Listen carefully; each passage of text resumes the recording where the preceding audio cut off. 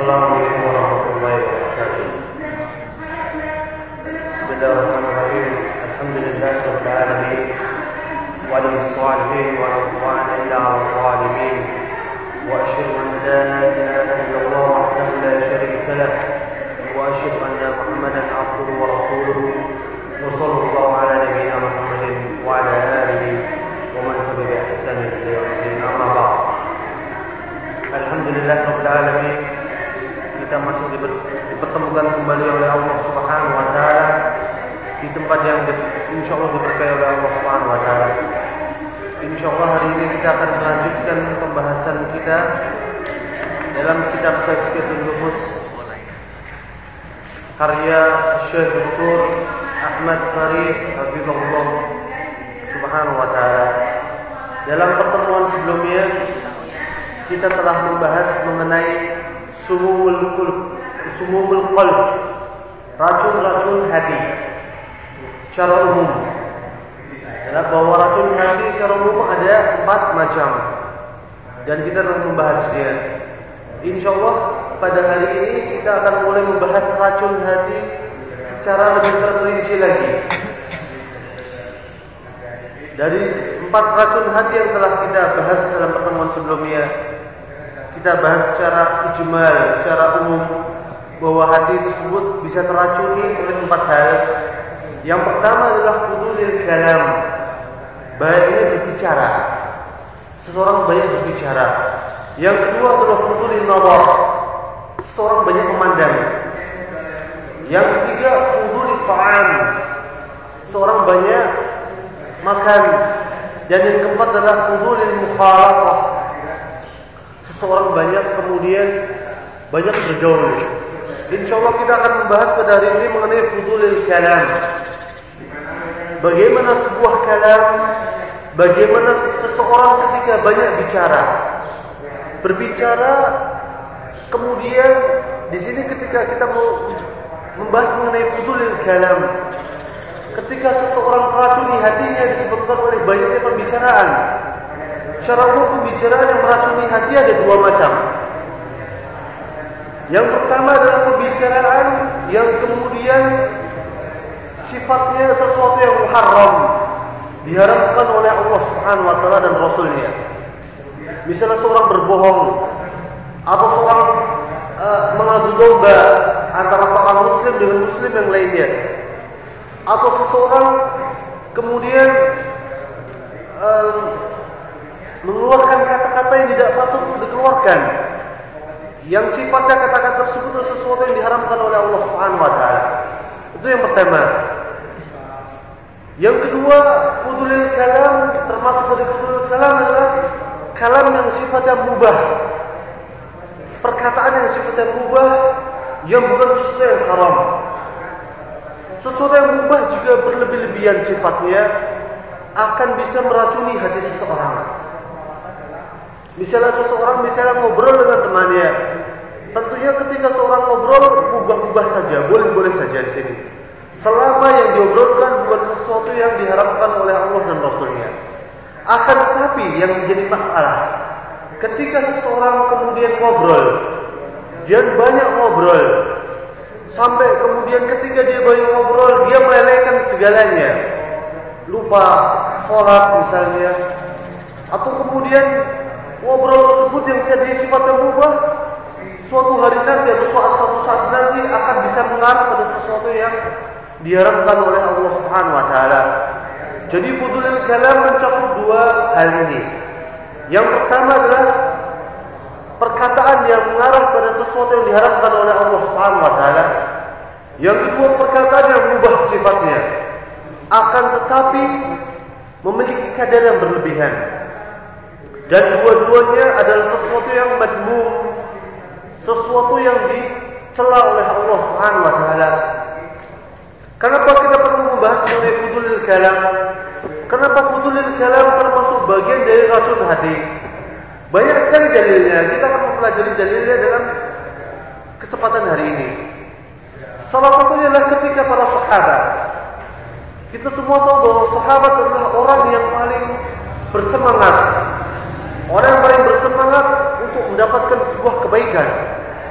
Para sahabat radhiyallahu alaihim adalah orang-orang yang kemudian paling bersemangat untuk mengetahui hal-hal yang buruk dengan tujuan hal tersebut bisa dijauhi oleh mereka.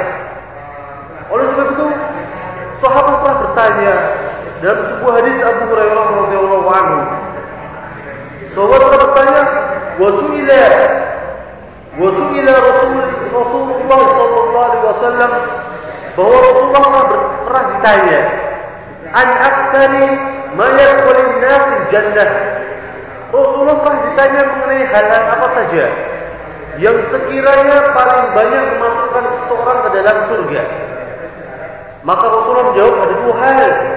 Yang pertama adalah takwa Allah, bertakwa pada Allah Subhanahu wa taala. Yang kedua adalah wa husnul khuluq, akhlak yang mulia. Jadi di sini jelas diatur yang paling banyak memasukkan seseorang ke dalam surga adalah takwa Allah. Bagaimana seseorang berhubungan dengan Allah Subhanahu wa taala. Bagaimana seseorang bermuamalah dengan Tuhannya, dengan Rabb-Nya. Yang kedua adalah husnul khuluq. Yang paling banyak memasukkan seseorang ke dalam surga adalah husnul khuluq, akhlak yang mulia. Bagaimana seseorang bergaul dengan sesamanya. Jadi jelas dalam Islam bukan hanya diatur hablum minallah saja, tapi diatur juga hablum minanas. Dalam Islam juga bukan diatur aspek ibadah saja, akan tetapi dalam Islam diatur juga aspek muamalah. Itu yang pertama. Yang kedua, dalam hadis yang sama Rasulullah juga pernah ditanya, wa su'ila Rasulullah sallallahu alaihi wasallam, Rasulullah juga pernah ditanya, an aksari ma yadkhulun nasi nar, mengenai hal-hal yang paling banyak memasukkan seseorang ke dalam api neraka. Perhatikan dengan baik, hal-hal yang paling banyak memasukkan seseorang ke dalam api neraka. Maka Rasulullah menjawab, al-fammu wal farj.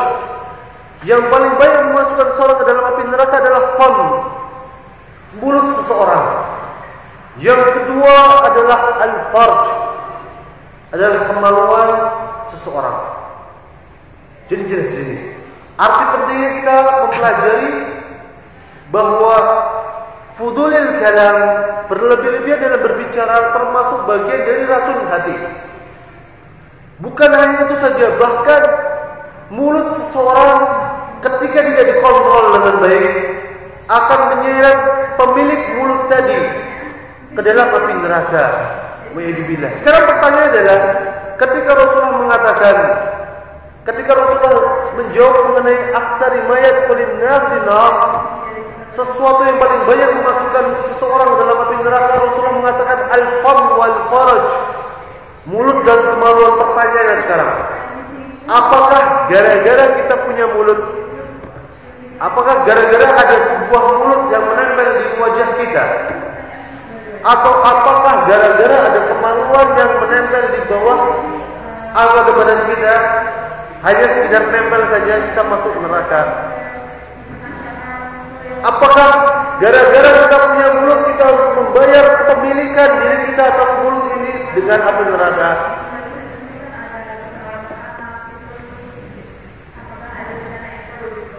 Gimana jawabannya kira-kira?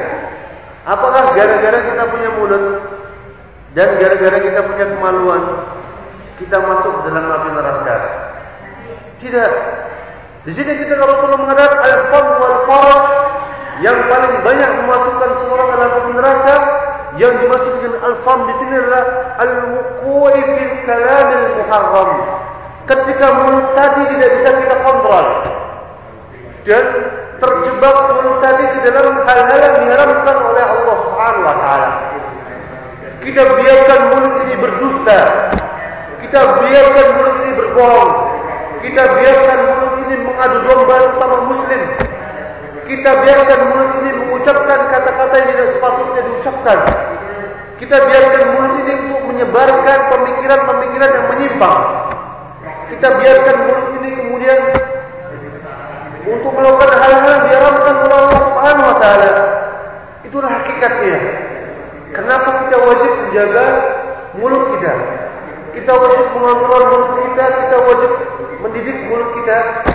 Kita wajib menyekolahkan mulut kita. Disekolahkan biar pintar.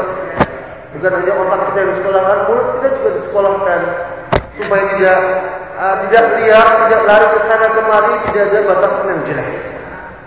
Harus dimasukkan mulut ini ke majelis taklim dan sebagainya. Terus kemudian pertanyaan kedua, apakah gara-gara kita punya kemaluan kita akan masuk ke dalam neraka? Tidak. Tentunya di sini kita kemaluan yang dimaksud oleh Rasulullah SAW di sini adalah al-wuqu'i fil muharramat.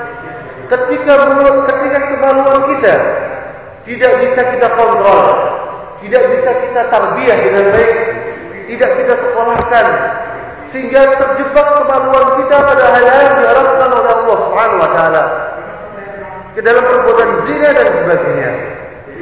Oleh sebab itu syahidnya di sini adalah ketika Rasulullah ditanya mengenai hal-hal yang paling banyak memasukkan seorang dalam api neraka, Rasulullah menjawab mulut dan kemaluan. Jadi di sini menunjukkan arti pentingnya mulut kita. Mulut kita diibaratkan sebilah pedang. Sebilah pedang yang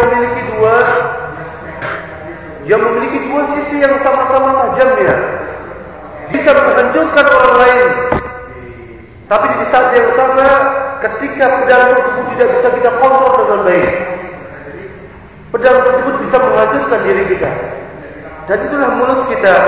Semoga Allah Subhanahu wa taala memudahkan kita dalam menjaga mulut kita dari hal-hal yang diharapkan oleh Allah Subhanahu wa taala. Amin ya rabbal alamin. Itulah arti pentingnya. Kemudian di sini mu'allif menyebutkan beberapa hadis. Dari sekian banyak hadis yang menerangkan mengenai kewajiban bagi diri kita untuk menjaga mulut kita, mengenai keutamaan bagi diri kita, bagi seseorang yang menjaga mulutnya. Di sini mu'allif menyebutkan ada 11 hadis yang menjelaskan mengenai wajib bagi kita menjaga mulut kita. Hadis yang pertama diriwayatkan oleh Imam Ahmad bin Hanbal yang disebutkan dalam kitab Al-Musnadnya. An Anas bin Malik, dari sahabat Rasulullah sallallahu alaihi wasallam, Anas bin Malik, kunyahnya adalah Abu Hamzah. An Anas bin Malik an Rasulillah sallallahu alaihi wasallam, dari Rasulullah sallallahu alaihi wasallam telah bersabda, katanya, la yastaqimu imanu 'abdin hatta yastaqima qalbuh, katanya, tidaklah pernah lurus keimanan seseorang sampai kemudian lurus hatinya. Jadi lurusnya keimanan seseorang bergantung dengan lurus atau tidaknya hati seseorang. Kemudian wala yastaqim qalbuh, dan tidak akan pernah hati seseorang menjadi lurus hatta yastaqima lisanah, sampai mulutnya menjadi lurus. Di sini di dalam hadis ini terdapat sebuah isyarat bahwa keimanan kita tidak akan pernah lurus kecuali jika hati kita telah lurus, dan hati kita tidak akan pernah dikatakan lurus ketika lisan kita, mulut kita belum lurus, belum benar.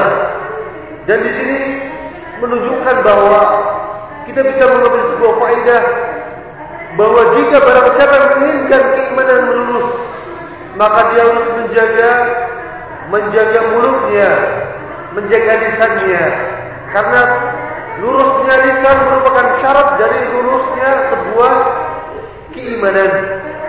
Itu hadis yang pertama, dan sahihnya jelas. Akan tetapi hadis ini dihukumi oleh para muhaddis, hadis ini adalah hadis yang dhaif. Hadis ini dhaif secara sanadnya. Sanadnya dhaif, tidak terpenuhi syarat-syarat untuk dikatakan hadis yang makbul, yang diterima. Akan tetapi maknanya adalah makna yang sahih, makna yang benar. Akan tetapi hadis ini terdapat hadis yang dhaif. Hadis yang kedua, wa fi Tirmidzi, diriwayatkan oleh Imam Tirmidzi dalam kitab Jami' Tirmidzi, Ada yang mengatakan kitab Sunan Tirmidzi min hadis Ibnu Umar, dari hadis Abdullah Ibnu Umar marfu'an. Arti dari marfu'an adalah hadis ini nyambung pada Rasulullah sallallahu alaihi wasallam. Kata Rasulullah, la taqulul kalam. Janganlah kalian memperbanyak bicara. La taqulul kalam bi ghairi dzikrillah. Janganlah kalian memperbanyak bicara selain dari berzikir pada Allah Subhanahu wa taala. Jadi janganlah kalian banyak berbicara, kecuali jika pembicaraan tadi adalah sebuah pembicaraan mengenai sebuah ilmu. Kecuali pembicaraan tadi adalah sebuah dakwah pada jalan Allah Subhanahu wa taala.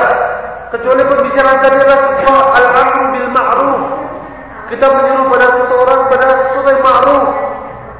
Kita tidak dilarang berbicara, kecuali berbicara itu adalah sesuatu yang kemudian nahy anil munkar, melarang seseorang pada hal-hal yang mungkar yang dilarang oleh Allah Subhanahu wa taala. Dan lain sebagainya.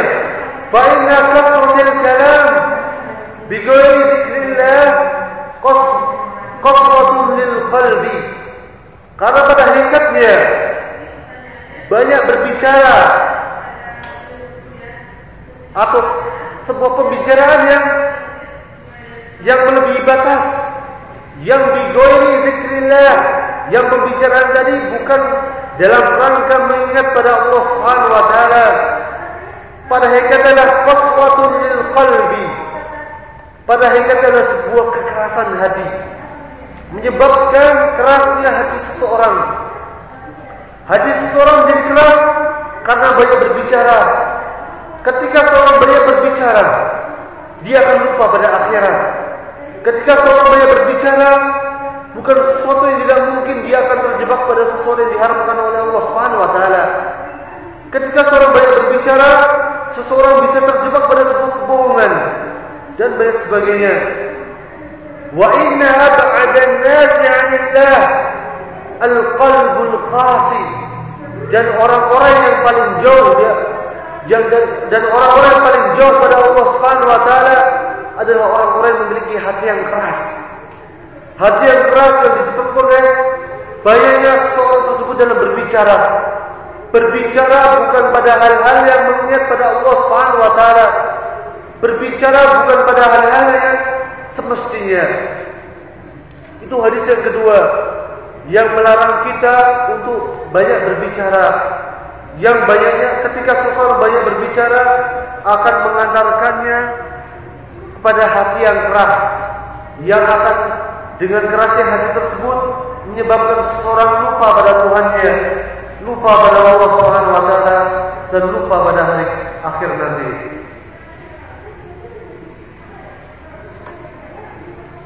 Kemudian hadis yang ketiga, wa qala Umar bin Khattab, dikatakan oleh Umar bin Khattab, Amirul Mukminin, dan dia adalah orang pertama yang dijuluki dengan sebuah julukan Amirul Mukminin. Dia adalah orang pertama yang dijuluki dengan julukan Amirul Mukminin. Radhiyallahu anhu. Man kathura kalamuhu kathura sakhatuh. Barang siapa yang banyak berbicara, maka dia akan banyak salahnya, banyak kelirunya. Seorang yang banyak berbicara, maka dia akan kathura sakhatuh, dia akan banyak salahnya. Wa man kathura sakhatuh kathrat dunubuh. Dan barang siapa yang banyak salahnya, banyak kekeliruannya, maka dia akan semakin banyak dosanya. Itulah sesuatu yang pasti. Wa man kathura dunubuhu. Barang siapa yang banyak dosanya, kanatin naru aula bihi. Pada hakikatnya neraka lebih pantas bagi dirinya. Jadi menunjukkan dalam hadis ini bahwa seseorang yang banyak berbicara akan menyeret seseorang mengantarkan seseorang pada kesalahan yang banyak. Dan ketika seorang memiliki kesalahan yang banyak, maka pada hakikatnya seorang tersebut memiliki dosa yang banyak. Dan orang yang memiliki dosa yang banyak, maka pada hakikatnya api neraka lebih pantas bagi dirinya. Dan hadis ini adalah hadis yang dhaif juga. Akan tapi dari sisi sanadnya, dari sisi maknanya, ini benar bahwa seseorang yang banyak ngomong tentunya banyak salah, dan orang yang banyak salah tentunya banyak dosa, dan orang yang banyak dosa tentunya neraka lebih utama bagi dirinya. Hadis ini tetap hadis yang dhaif. Juga dengan hadis Abdullah bin Umar yang kedua tadi, la taqfurul kalam, itu hadis yang dhaif juga. Kemudian hadis yang keempat, wa fi hadis Mu'adz bin Jabal, dalam hadis Mu'adz bin Jabal, fi qoulihi sallallahu alaihi wasallam, dalam sabda Rasulullah sallallahu alaihi wasallam, ala ukhbiruka bimalaki dzalika kullih, akankah aku tunjukkan pada kalian bimalaki dzalika kullih, atas kunci-kunci dari itu semua. Maka dikatakan oleh Mu'adz bin Jabal, bala ya Rasulullah, ya Rasulullah, betul ya Rasulullah, tunjukkanlah padaku mengenai kunci-kunci itu semua. Maka apa yang dilakukan Rasulullah? Fa'aqada bilisani, maka Rasulullah mengambil dengan jarinya, mengambil lidahnya. Thumma qala kaffi 'alaika hada, peliharalah atas dirimu ini, yaitu sambil menunjukkan sebuah isyarat memelihara lidah kita. Qultu ya Nabi Allah, maka Mu'adz bin Jabal mengatakan, wahai Nabi Allah, wa inna lamu'akhiduna bima natakallam bihi, apakah kita akan diadab atas apa yang kita ucapkan? Kata Mu'adz bin Jabal. Karena sampai ketika Rasulullah mengatakan, ala ukhbiruka bimalaki dzalika kulli, apakah aku akan tunjukkan padamu atas kunci itu semuanya? Maka Rasulullah mengatakan, mengambil dengan tangannya lidahnya tadi, dan Mu'adz bin Jabal terkejut. Dia mengatakan, wa inna lamu'akhiduna bima natakallam bihi, apakah kita akan diadab atas apa yang kita ucapkan? Maka Rasulullah mengatakan, sakilatka ummuk, itu sebuah perkataan yang sangat keras. Sakilatka artinya adalah faqadatka ummuk, bahwa semoga ibumu kehilangan dirimu. Artinya apa? Doa apa kira-kira? Doa kehancuran, doa kematian. Semoga engkau dihancurkan oleh Allah Subhanahu wa taala. Jadi sampai Rasulullah sampai berdoa pada hal tersebut. Jadi ini sebuah cara orang-orang Arab untuk mentakbir sesuatu yang besar. Sakilat ke ummuk. Kalau orang Mesir kita dengar, mungkin dia jarang mengucapkan kalimat ini.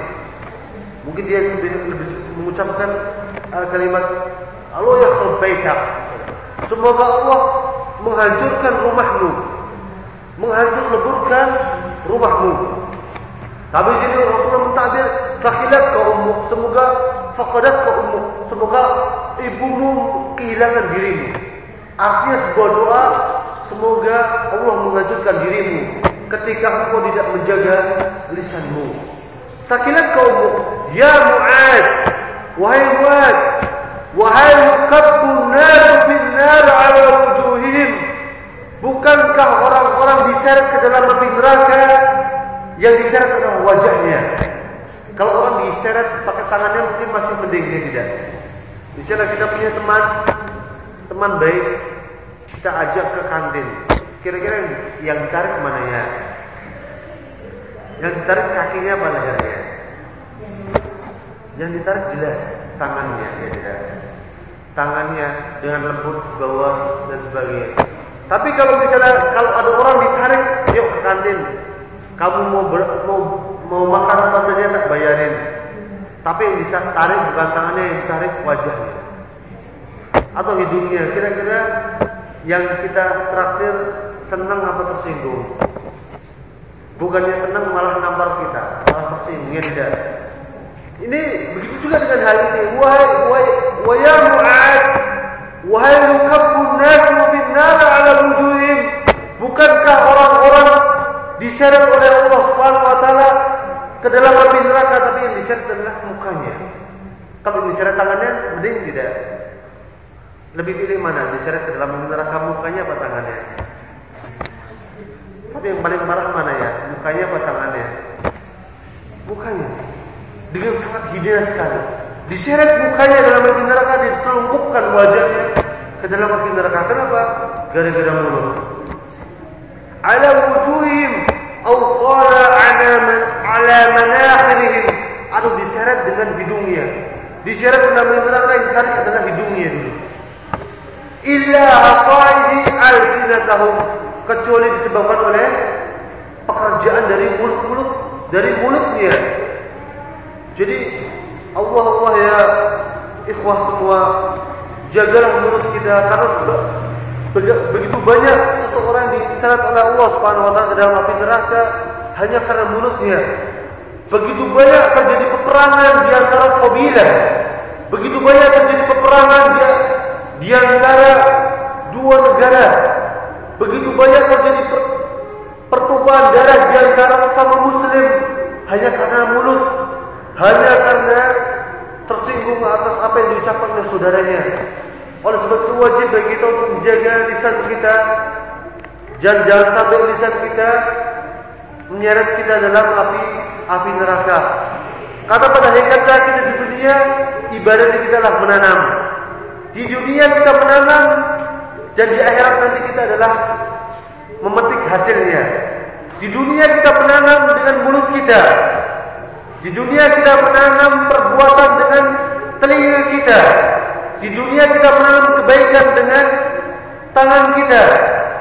Di dunia kita menanam kebaikan dengan lisan kita. Dan kita di akhirat nanti kita akan memetik hasilnya. Jika yang kita tanam adalah sebuah kebaikan, insyaallah kita akan memetik hasilnya sebuah kebaikan di akhirat nanti. Tapi sebaliknya, jika yang kita tanam adalah sebuah keburukan, maka yang kita petik di akhirat nanti adalah sebuah keburukan pula. Itu adalah hadis yang keempat. Hadis Mu'adz bin Jabal terkait dengan wajib bagi seseorang untuk menjaga lisannya, bahwa lisan kita adalah termasuk dari sesuatu yang banyak menyeret seseorang dalam api neraka. Hadis yang selanjutnya adalah hadis Abu Hurairah radhiyallahu anhu, bahwa Rasulullah pernah bersabda, "Aktsara ma yadkhulun nasu nar ajwafan." Ada dua hal yang paling banyak menyeret seseorang. Ada dua lubang yang banyak menyeret seseorang ke dalam api neraka. Maka Rasulullah mengatakan al-fam wal farj, mulut dan kemaluan seseorang. Jadi hadis ini sangat mirip dengan hadis yang ana sebutkan tadi. Hadis ini adalah hadis yang sahih.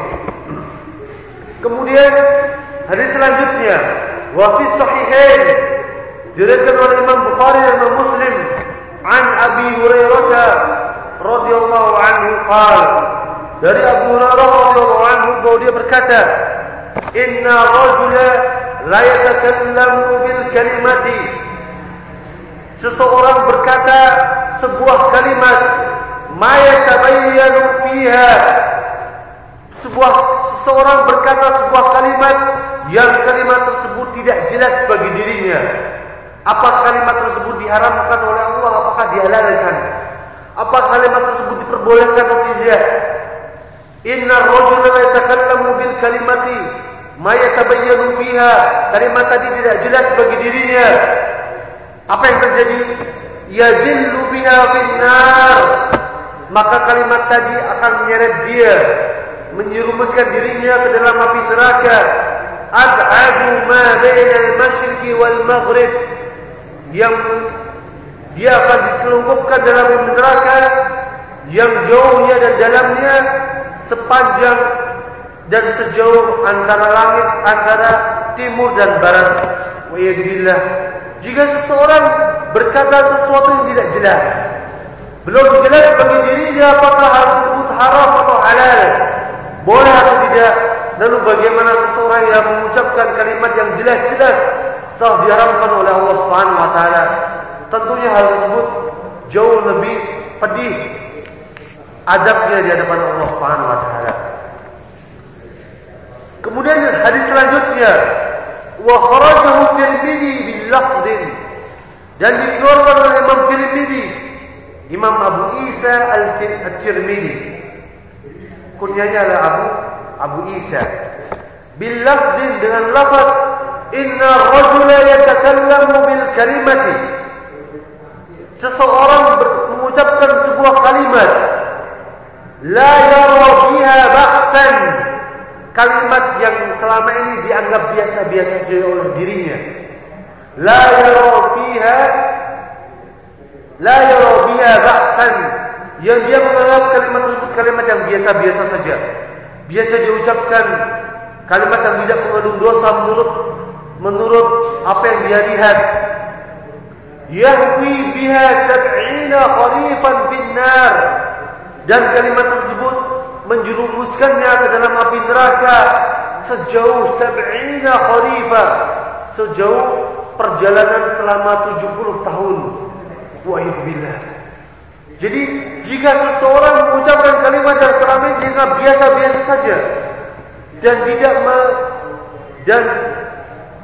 meneliti secara lebih detail apakah kalimat tersebut diharamkan atau tidak oleh Allah Subhanahu wa taala, kalimat tersebut bisa menjerumuskan seorang ke dalam api neraka. Lalu bagaimana dengan seseorang yang mengucapkan sebuah kalimat yang jelas-jelas telah diharamkan oleh Allah Subhanahu wa taala? Jadi jelas kita wajib menjaga lisan kita. Kemudian hadis yang selanjutnya, wa qala Uqbah bin Amir, dikatakan oleh Uqbah bin Amir, qultu, bahwa dia pernah berkata pada Rasulullah sallallahu alaihi wasallam, ya Rasulullah, wahai Rasulullah, man najah, apakah keselamatan itu? Jadi Uqbah bin Amir ingin ditunjukkan mengenai jalan keselamatan. Maka Rasulullah menjawab, amsik alaika lisanak, jagalah atas dirimu mulutmu. Jadi jagalah lisanmu, jagalah mulutmu. Wal yasaka baitak, dan luaskanlah rumahmu. Wabki ala khati'atik, dan menangislah atas dosa-dosa yang pernah engkau perbuat, dan itulah keselamatan bagi dirimu. Syahidnya jelas, amsik alaika lisanak, jagalah lisanmu, jagalah lidahmu, maka itu adalah keselamatan bagi dirimu. Jika kita bisa menjaga lidah kita, lisan kita, maka itulah sebuah keselamatan bagi diri kita. Dan jika kita tidak bisa menjaganya, maka itu sebuah kehancuran bagi diri kita. Kemudian dalam hadis yang selanjutnya, wa qala Rasulullah sallallahu alaihi wasallam, dikatakan oleh Rasulullah sallallahu alaihi wasallam dalam hadis yang diriwayatkan oleh Imam Bukhari, man yatakaffalu li ma baina lihiyaihi wa fakhidaihi atakaffalu lahu al-jannah, kata Rasulullah. Man yatakaffalu, barang siapa yang bisa menjamin, li, untuk diriku, barang siapa yang bisa menjamin padaku, ma baina lihiyaihi, bisa menjamin kepada diriku apa-apa yang ada di antara dua jenggot. Artinya dua jenggot adalah antara kumis dan jenggot ini. Artinya apa? Barang siapa yang bisa menjamin mulutnya untuk tidak terjebak pada al-kalamil muharram, untuk tidak terjebak pada sesuatu yang diharamkan oleh Allah Subhanahu wa taala, wa fakhidaihi, dan barang siapa yang bisa menjaminkan pada Rasulullah sallallahu alaihi wasallam untuk menjaga apa yang ada di antara dua pahanya. Apa yang dimaksud dengan dua bahaya di sini? Kemaluannya. Maka apa balasannya? Barang siapa yang bisa menjamin dua hal tersebut, atakaffalu lahul jannah, maka Rasulullah bisa menjaminkan atas diri kita untuk masuk ke dalam surga. Jadi Rasulullah bisa menjamin surga bagi diri kita ketika kita bisa menjamin mulut kita dan kemaluan kita untuk tidak terjebak pada hal-hal yang diharamkan oleh Allah dan Rasulnya. Jadi jelas dalam hadis ini bahwa barang siapa bisa menjamin dua hal tersebut, menjaga dua hal tersebut, maka Allah Subhanahu wa taala akan memberikan surga pada orang tersebut. Kemudian dalam hadis selanjutnya, hadis Abu Hurairah radhiyallahu anhu, Rasulullah bersabda, "Man kana yu'minu billahi wal yawmil akhir." Barang siapa yang beriman pada Allah dan hari akhir, falyaqul khairan aw liyasmut, maka berkatalah yang baik atau diam. Artinya, barang siapa yang beriman pada Allah Subhanahu wa taala, maka dia harus berkata yang baik-baik saja. Mulutnya harus dihiasi dengan perkataan yang baik. Lalu bagaimana jika mulutnya gatal, tidak bisa mengucapkan sesuatu yang baik? Maka yang diucapkan adalah falyasmut, maka dia harus diam. Artinya jika tidak bisa berkata yang baik, diam jauh lebih baik bagi dirinya. Diam jauh lebih baik bagi dirinya. Oleh sebab itu wajib bagi kita untuk menjaga lidah kita, lisan kita. Oleh sebab itu Allah Subhanahu wa taala dalam ibadah Ramadan, bukan saja Allah Subhanahu wa taala mewajibkan bagi diri kita untuk memuasakan perut kita. Allah Subhanahu wa taala mewajibkan bagi seseorang untuk mempuasakan lisannya, mempuasakan lisan para hamba-hambanya. Sampai bagi seseorang yang berpuasa, mempuasakan perutnya, akan tetapi tidak mampu mempuasakan lisannya dari perkataan diharamkan oleh Allah Subhanahu wa taala, maka sesungguhnya Allah tidak akan menerima puasanya. Rasulullah pernah bersabda, "Man lam yada' qawla zur wal 'amal bihi, falaysa lillahi hajah an yada' ta'amahu wa syarabahu." Barang siapa yang kemudian berpuasa akan tetapi tidak bisa meninggalkan qawla zur, perkataan yang buruk, wal 'amal bihi, dan perbuatan-perbuatan yang buruk, falaysa lillahi hajah an yada' ta'amahu wa syarabahu, maka sesungguhnya Allah tidak memiliki kepentingan sama sekali, tidak memiliki hajat sama sekali untuk menerima puasanya. Jadi tidak sampai orang berpuasa tidak akan diterima puasanya jika dia tidak bisa menjaga lisannya dari hal-hal yang diharamkan oleh Allah Subhanahu wa taala. Oleh sebab itu wajib bagi kita untuk menjaga lisan kita, untuk mengatakan hal-hal yang baik-baik saja. Jika tidak mampu, maka wajib bagi kita untuk diam. Kemudian hadis selanjutnya, hadis yang diriwayatkan oleh Ummu Habibah an Nabi sallallahu alaihi wasallam, kata Rasulullah sallallahu alaihi wasallam, "Kullu kalamin ibnu Adam alaihi la lahu." Semua perkataan ibnu Adam adalah sebuah ancaman bagi dirinya. Apa yang kita ucapkan adalah ancaman bagi diri kita, ancaman di akhirat kelak. Illa, kecuali al-amru bil ma'ruf, kecuali perkataan yang menyuruh pada kebaikan, wa nahyu 'anil munkar, kecuali perkataan yang melarang pada hal-hal yang munkar, wa dzikrullah azza wa jalla, kecuali perkataan yang mengingat pada Allah Subhanahu wa taala. Dan itu adalah 11 hadis yang disebutkan oleh muallif dalam bab ini. Sesungguhnya banyak sekali hadis yang berbicara mengenai wajibnya bagi diri kita untuk menjaga lisan kita. Akan tetapi di sini muallif hanya menyebutkan 11 hadis saja. Kemudian muallif juga menyebutkan beberapa athar beberapa perkataan para sahabat, beberapa perkataan para ulama mengenai wajibnya bagi diri kita untuk menjaga lisan kita. Asar yang pertama adalah asar dari Umar bin Khattab radhiyallahu anhu. Dakhala Umar bin Khattab ala Abi Bakr. Suatu hari Umar bin Khattab mendatangi Abu Bakar As-Siddiq radhiyallahu anhu. Kemudian fawajadahu yajbalu lisanahu biyadihi. Ketika Umar bin Khattab mendatangi Abu Bakar As-Siddiq, dia mendapatkan Abu Bakar As-Siddiq sedang menarik lidahnya. Maka Umar bin Khattab mengatakan, "Mah, ghafarallahu lak." Mah, lagi apa engkau? Apa yang kau perbuat wahai Abu Bakar As-Siddiq? Ghafarallahu lak, semoga Allah mengampunimu. Jadi Umar bin Khattab terkejut. Maka faqala Abu Bakar mengatakan, "Hada alladhi awwadani al-mawarid."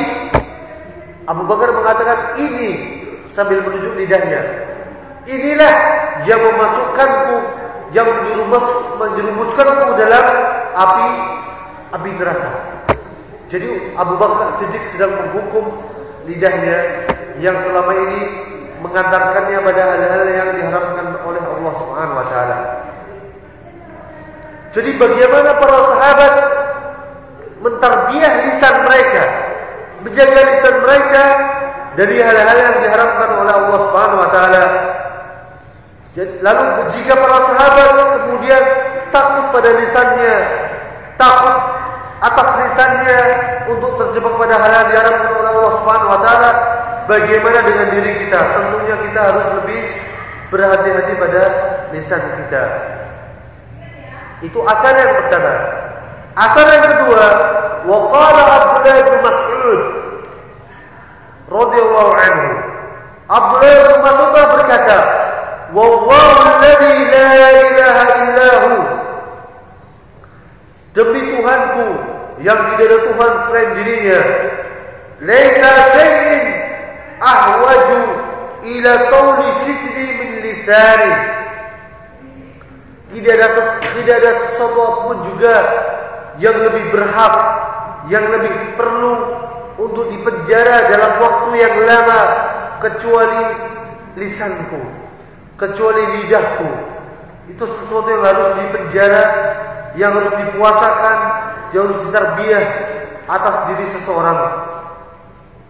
Wa kana yaqul, dan Abdullah bin Umar juga pernah berkata, "Ya lisan, wahai lidahku, wahai lisanku, qul khaira taghnam."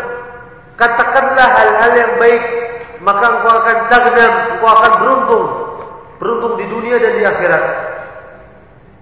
Waskut an syarrin taslam, dan diamlah dari hal-hal yang buruk, diamlah dari hal-hal yang diharamkan oleh Allah Subhanahu wa taala, maka engkau akan selamat. Min qabli an tandam, sebelum engkau akan menyesal di suatu hari nanti.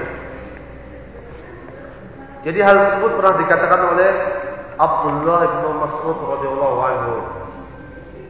Kemudian asar yang keempat, wa an Abi Hurairah radhiyallahu anhu, an Ibnu Abbas, dari Abdullah bin Abbas qala, bahwa dia berkata, "Innahu balaghani anna al-insan," telah sampai kepadaku bahwa manusia, arahu qala, bahwa saya telah melihat dia berkata, "Laisa ala syai'in min jasadihi ashaddu hanaqan aw ghayran yawmal qiyamati minhu ala lisanihi illa man qala bihi khaira aw amla bihi khaira." Katanya, "Laisa ala syai'in min jasadihi," tidak ada sesuatu apapun juga di dalam jasadnya asyaddu hanaqa, yang lebih dimurkai, au ghaidha. Hanaqa dengan ghaidha maknanya adalah sama, artinya lebih dimurkai. Yaumul qiyamah, pada hari kiamat nanti tidak ada sesuatu yang lebih dimurkai atas dirinya ala lisanihi, kecuali lisannya. Jadi dia murka, dia marah pada lisannya. Ila man qala bihi khaira, kecuali lisan yang kemudian berkata kebaikan. Au amla bihi khaira, atau lisan yang mengisi hari-harinya dengan sebuah kebaikan. Jadi jelas di hari kiamat nanti diri kita akan murka pada lisan kita. Kenapa lisan kita mengucapkan hal-hal yang diharamkan oleh Allah Subhanahu wa taala? Kenapa lisan kita dulu berkata yang keji? Kenapa lisan kita dulu berdusta dan sebagainya? Dan kita akan murka pada lisan kita, kita akan marah pada lisan kita. Kemudian asar yang selanjutnya, waqala al-Hasan, dikatakan oleh Al-Hasan, Hasan Al-Basri di sini. Hasan Al-Basri kunyahnya adalah Abu Sa'id. Abu Sa'id Hasan bin Yasar Al-Basri Al-Ansari. Beliau dilahirkan di Madinah. Akan tapi beliau mengisi sebagian besar hidupnya di kota Al-Basrah, sehingga beliau dinisbahkan pada kota Al-Basrah, Al-Basri, bukan pada Al-Madani. Walaupun beliau dilahirkan di Madinah, akan tapi beliau dibesarkan dan mengisi sebagian besar hidupnya di kota Al-Basrah, dan menjadi seorang ulama di sana, jadi seorang imam di kota Basrah. Dan beliau adalah keturunan dari Ansar, keturunan dari Ansar. Jadi penolong para sahabat, penolong para muhajirin. Akan tapi beliau berhijrah ke Basrah dan akhirnya menjadi ulama dan menetap di sana setelah meninggal di kota Basrah. Hasan Al-Basri Abu Sa'id bin Yasar. Kata Hasan Al-Basri, "Man aqala dinahu ma lam yahfad lisanah." Sesungguhnya orang-orang yang menjaga lisannya, sesungguhnya orang-orang yang menjaga, seorang yang tidak bisa menjaga lisannya, pada hakikatnya orang tersebut tidak bisa memahami agamanya. Jadi barang siapa yang bisa memahami agamanya, barang siapa yang ingin memahami agamanya, maka dia harus menjaga lisannya. Kemudian dalam asal selanjutnya, dalam hadis selanjutnya, min husni islamil mar'i tarkuhu ma la ya'ni, dan termasuk bagian dari kebaikan Islam seseorang adalah tarkuhu ma la ya'ni, ketika seseorang bisa menjauhi hal-hal yang tidak berfaedah bagi dirinya. Jadi di sini isyarat pada hal yang kedua. Jadi di awal pembicaraan Anda telah memberikan sebuah isyarat bahwa hudulil kalam, kebanyakan berbicara yang menyeret seseorang dalam api neraka, ada dua jenis. Yang pertama, pembicaraan yang mengarah pada hal yang diharapkan oleh Allah Subhanahu wa taala. Dan hadisnya sangat banyak. Kita telah membahasnya. Isyarat kedua, bahwa yang menyeret seseorang pada hal yang diharamkan oleh Allah Subhanahu wa taala adalah ketika seseorang berbicara yang mubah, berbicara yang dibolehkan oleh Allah dan Rasulnya, akan tetapi melampaui batas. Dan batasannya telah diatur dalam syariat. Min husnil islamil mar'i tarku ma la ya'ni. Termasuk kebaikan bagi diri seseorang adalah ketika seseorang bisa menjauhi, meninggalkan apa-apa yang tidak bermanfaat bagi dirinya. Tidak bermanfaat bagi dirinya. Ketika seseorang berbicara yang berlebihan dan tidak bermanfaat, dia meninggalkannya, maka itulah sebuah pertanda kebaikan bagi dirinya. Kemudian yang kedua dari Hasan Al-Basri, qala min alamati i'radillah ta'ala 'anil 'abd. Termasuk tanda-tanda i'radullah ta'ala 'anil 'abd, ketika Allah Subhanahu wa taala memalingkan seorang hamba dari kebaikan. Apa tanda-tandanya? Ketika Allah Subhanahu wa taala menjerumuskan seorang pada sebuah keburukan dan memalingkannya dari sebuah kebaikan. An yaj'ala syaghluhu fi ma la ya'ni. Ketika Allah Subhanahu wa taala menjadikan syaghlu, menjadikan syughulnya seseorang, kesibukannya seseorang fi ma la ya'ni, pada hal-hal yang tidak diperlukannya, pada hal-hal yang tidak bermanfaat bagi dirinya. Khidlalan min Allah, sebuah kehinaan dari Allah Subhanahu wa taala. Jadi kita dengan athar ini kita bisa berkaca diri. Ketika aktivitas kita dipenuhi dengan sesuatu yang sia-sia, ketika aktivitas kita dipenuhi dengan sesuatu yang tidak bermanfaat bagi diri kita, baik tidak bermanfaat bagi dunia kita maupun akhirat kita, maka ketahuilah bahwa hal tersebut sebuah pertanda bagi bahwa Allah Subhanahu wa taala telah memalingkan diri kita kepada sesuatu yang dimurkai olehnya, dan Allah Subhanahu wa taala memalingkan diri kita dari sesuatu yang diridhoi oleh Allah Subhanahu wa taala. Kemudian yang terakhir, waqala Sahl, dikatakan oleh Sahl, man yatakallam fi ma la ya'ni hurima sidq. Barang siapa yang berbicara dengan atas sesuatu yang tidak bermanfaat bagi dirinya, hurima sidq, maka seseorang tersebut telah diharamkan untuk berkata yang jujur, berkata sesuatu yang benar. Dan itulah beberapa hadis yang berbicara mengenai haramnya bagi diri kita, tidak bolehnya bagi diri kita untuk mengumbar mulut kita, untuk mengumbar lisan kita. Dan kemudian sesungguhnya ketika kita mengumbar mulut kita, mengumbar lisan kita, hal tersebut akan meracuni hati kita. Barang siapa yang mengumbar lisan kita, barang siapa yang mengumbar lisan kita tanpa ada batasan yang jelas, maka pada hakikatnya orang tersebut telah memasukkan racun kepada dirinya. Dan barang siapa yang mengumbar mulutnya, pada hakikatnya orang tersebut telah membawa dirinya ke dalam api neraka. Insyaallah itu yang bisa saya sampaikan pada kesempatan hari ini.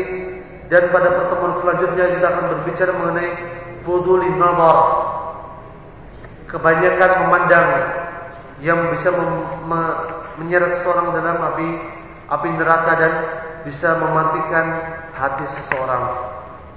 Mungkin itu yang bisa saya sampaikan. Ilahullah sallallahu alaihi Muhammad wa ala alihi wa sahbihi ihsan ila yaumil. Jika ada pertanyaan, insyaallah ana membuka forum pertanyaan, satu atau dua pertanyaan. Ada mau bertanya? Ada sebuah pertanyaan, mohon penjelasannya tentang batasan-batasan dalam pertabayyun agar tidak terjatuh ke dalam sebuah ghibah. Tentunya ketika kita berbicara masalah tabayyun, jadi tabayyun kita mengartikannya jadi kita mengkonfirmasi sebuah berita, kita meng-cross-check sebuah berita. Misalnya kita mendapatkan sebuah berita mengenai saudara kita, misalnya ada seorang teman kita datang, katanya teman kita yang datang tadi bilang, sahabat karibmu katanya bilang gini. Katanya sahabat karibmu tadi, dia pernah bilang padaku misalnya, bahwa dia menjadi sahabat karibmu misalnya untuk mendapatkan sebuah kepentingan duniawi, untuk mendapatkan ada sebuah misi di sana, atau hal lainnya. Kita mendapatkan sebuah berita mengenai saudara kita, berita yang tidak mengenakan. Jadi apa yang harus kita lakukan? Kita harus bertabayyun. kita harus mengkonfirmasi berita tadi. Jika kemudian kita tidak bertabayun, maka yang dikhawatirkan kita bisa masuk dalam hal-hal yang diharamkan oleh Allah Subhanahu wa taala. Allah berfirman, "Ya ayyuhalladzina amanu in ja'akum fasiqun binaba'in fatabayyanu an tusibu qauman bijahalatin fatusbihu 'ala ma fa'altum nadimin." Wahai orang-orang yang beriman, jika telah datang sebuah kabar padamu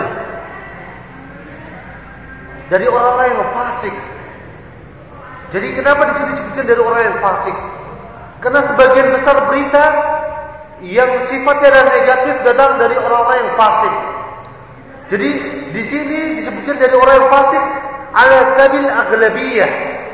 Secara ghalib, secara umum bahwa berita yang tidak mengenakan datang dari orang-orang yang fasik. Tentunya di sini bukan berarti jika datang orang-orang yang kemudian siqah, datang seorang penuntut ilmu, datang seorang ustaz membawa sebuah berita yang tidak mengenakan, lalu kita terima mentah-mentah, tidak. Kita harus tetap bertabayun di sini. Bertabayun supaya tidak ada hal-hal yang tidak inginkan di kemudian harinya. Jadi wajib bagi kita untuk bertabayun ketika mendengarkan hal-hal yang dirasa janggal. Misalnya selama ini kita mendengar bahwa si fulan orang yang istiqamah, lalu datang seseorang yang memberikan kabar pada kita bahwa fulan telah keluar dari keistiqamahannya, bahwa fulan telah berbuat kemaksiatan. Apakah kita wajib menerima mentah-mentah? Tidak. Wajib bagi seorang yang berakal, seorang muslim yang berakal, seorang muslim yang berpegang pada sifat wara, seorang muslim yang wara, seorang muslim yang takut pada hal yang diharamkan oleh Allah Subhanahu wa taala, wajib bagi dia untuk bertabayun. Bertanya langsung pada orang yang dibicarakan tadi. Apakah benar engkau telah berkata ini dan itu? Apakah benar engkau telah melaksanakan hal ini dan hal itu yang telah dikabarkan dari orang lain? Bahwa orang lain telah mengabarkan pada diriku bahwa engkau telah melakukan hal tersebut. Dia harus bertabayun. Jika dia tidak bertabayun, jika dia mendengarkan sebuah perkataan berita yang negatif sifatnya dan dia tidak bertabayun, maka dia bisa terjebak dalam perbuatan ghibah di sini. Perbuatan ghibah, dan jelas perbuatan ghibah termasuk dari racun hati yang bisa mengotori hati seseorang, yang bisa mematikan hati seseorang, yang bisa membuat keras hati seseorang, yang pada suatu saat nanti jika ghibah tadi terakumulasi menyebabkan seseorang akan menjadi keras hatinya dan menyeret seseorang dalam api neraka. Jadi jelas bagi seorang untuk bertabayun atas berita-berita negatif yang datang pada dirinya, supaya tidak terjebak dalam perbuatan yang diharamkan oleh Allah Subhanahu wa taala. Wallahu taala.